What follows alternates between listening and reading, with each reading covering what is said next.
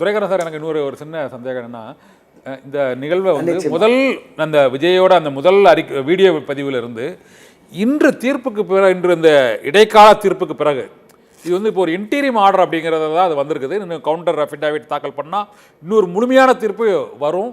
இந்த இடைக்கால தீர்ப்பு என்பது வந்து இறுதி தீர்ப்புக்கு உட்பட்டது தான் அப்படிங்கிற ஒரு ஆர்டரும் இப்போ சற்று முன் வந்திருக்குது. இது இருந்தாலும் இதை நீங்கள் அந்த விஜயின் முதல் பதிவில் இருந்து இப்போது ஆதவ அர்ஜுனா பேட்டி வரை ஒரு அரசியல் நோக்கிலேயே அந்த பேட்டிகள் இருப்பது ஏற்றுக்கொள்ள முடியுமா? நீங்கள் எப்படி பார்க்குறீங்க?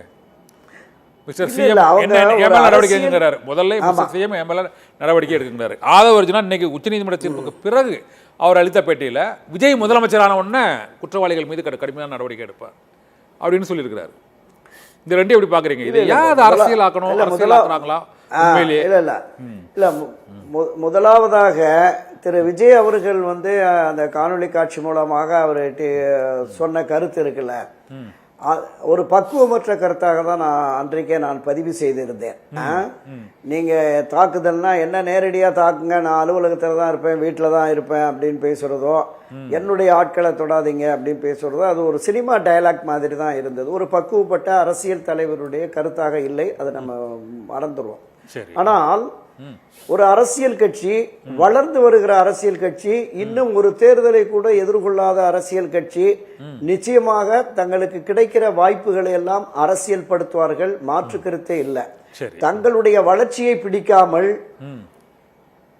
தங்களை அழித்து ஒழிக்க வேண்டும் என்கிற நோக்கத்தில், விஜயனுடைய அரசியல் பயணத்தை தடைப்படுத்த வேண்டும் என்கிற நோக்கத்தில் ஆட்சி கட்சி செயல்படுகிறதோ என்கிற சந்தேகம் தாவேகாவினுடைய நிர்வாகிகள், தலைமை பொறுப்பில் இருக்கிற விஜய் உட்பட அவர்களுக்கு அந்த சந்தேகம் எழுந்ததால் தான் இது தொடர்பாக விமர்சனங்களை பல்வேறு இடங்கள்ல நீதிமன்றம் வரைக்கும் கொண்டு போயிருக்காங்க.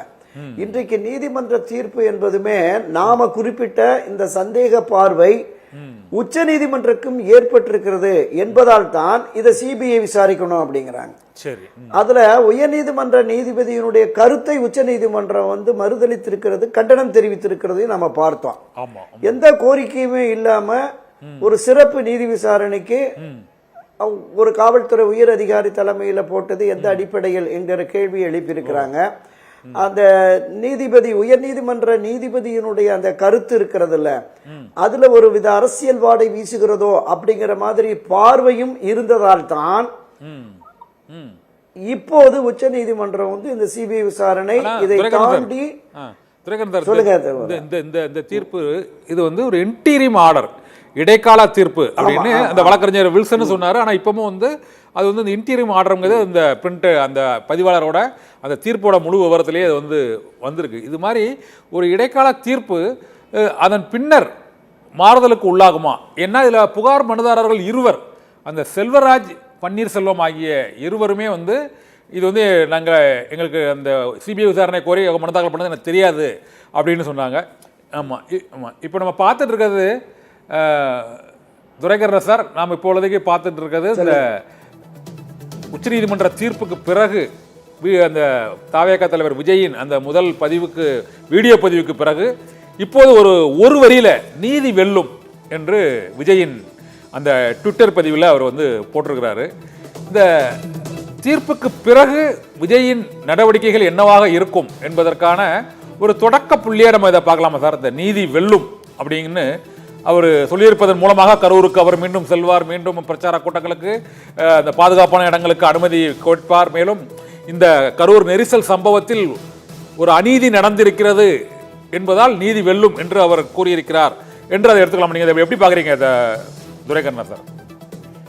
இல்ல, நிச்சயமா, அதாவது தாவேகா தரப்பில் விஜய் உள்ளிட்ட நிர்வாகிகள், அங்கிருக்கிற மாவட்ட நிர்வாகிகள், மற்ற அந்த கூட்டங்களில் பங்கேற்றவர் எல்லோரும் மத்தியிலுமே இந்த சந்தேக பார்வை இருக்கிறது.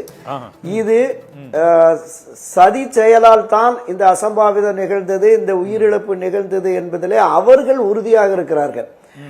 இப்போ முதலமைச்சர் அறிவித்த அந்த ஒரு நபர் விசாரணை ஆணையம், உயர் நீதிமன்றம் அனுமதித்த அந்த சிறப்பு விசாரணை குழு, இதை தாண்டி இப்போ இடைக்கால தீர்ப்பாக உச்ச நீதிமன்றம் இந்த ஒரு சிறப்பு சிபிஐ விசாரணை, அந்த சிபிஐ விசாரணையை கண்காணிக்க ஓய்வு பெற்ற உச்ச நீதிமன்ற நீதிபதி தலைமையிலே ஒரு குழு, அங்க தமிழகத்தை தாண்டி பிற மாநிலங்களை சேர்ந்த 2 IPS அதிகாரிகள் வரணும்.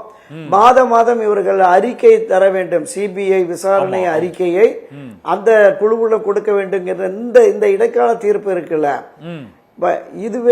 இதுவே அரசின் செயல்பாடுகளில் பொதுவெளி சந்தேகம் அதிகமாக இருக்கிறது என்பதின் தாக்கமாகத்தான் நம்ம இதை எடுத்துக்கணும். சரி, இதனுடைய இறுதி தீர்ப்பு எப்படி வருகிறதுங்கிறது நம்ம போக போக பார்த்துக்கலாம். சரி, எனக்கு என்னன்னா, இந்த உயர் நீதிமன்ற நீதிபதியினுடைய அந்த அணுகுமுறை, அதை உச்ச நீதிமன்றம் கண்டனம் தெரிவித்துதான் இந்த தீர்ப்பை வழங்கி இருக்கிறார்கள். சிபிஐ விசாரணை மூலமா தான் உண்மையை வெளிக்கொண்டு முடியும்.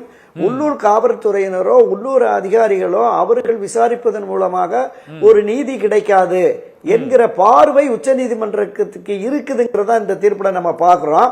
அதைத்தான் விஜய் சுட்டி காட்டி இருக்கிறாரு. நீதி வெல்லும் சொல்லியிருக்காரு. அவருடைய நம்பிக்கை அது.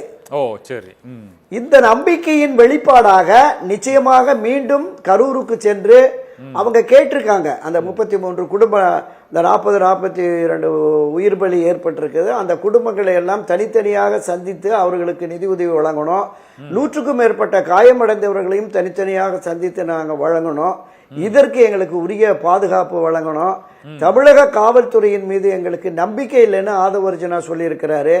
அப்ப மத்திய பாதுகாப்பு படையினுடைய ஆதரவோடு, அவர்களுடைய பாதுகாப்போடு இந்த நிதி வழங்கும் நிகழ்ச்சியை நடத்த போகிறார்களா? நீங்க மத்திய பாதுகாப்பு படை வந்தாலுமே அந்த மாவட்ட காவல்துறை எஸ்பி டிஎஸ்பி தலைமையில அவர்களுக்கும் இந்த பாதுகாப்பு பணியில உரிய கடமை நிச்சயமாக இருக்கிறது. அவர்களை புறக்கணித்து விட்டு பண்ண முடியாது. அப்ப இதை ஒரு முரசல் போக்காக, மோதல் போக்காக கருதாமல் உரிய ஏற்பாடுகளை மாநில அரசும் மத்திய அரசும் செய்து அவர் இந்த பாதிக்கப்பட்ட குடும்பங்களுக்கு சென்று ஆறுதல் தெரிவித்து நிதியுதவி வழங்கியதற்கு பிறகு தன்னுடைய அரசியல் பிரச்சார பயணத்தையும் மேற்கொள்வார்.